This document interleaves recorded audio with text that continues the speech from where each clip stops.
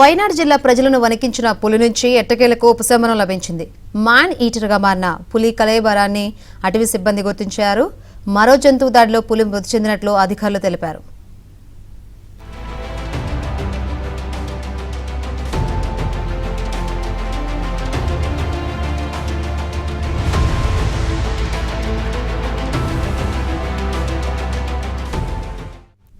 శుక్రవారం ఉదయం పులి మహిళను చంపేసిన మనంతవాడి ప్రాంతంలో అధికారులు 48 గంటల కర్ఫ్యూ విధించారు. నేటి నుంచి 2 రోజుల పాటు పాఠశాలలు, అంగన్వాడీలు, మదర్సాలు, ట్యూషన్ కేంద్రాలు మూసివేయాలని నిర్ణయించారు. ఈ క్రమంలోనే పులిని పట్టుకునేందుకు అటవీ అధికారులు తీవ్రంగా గాలించారు.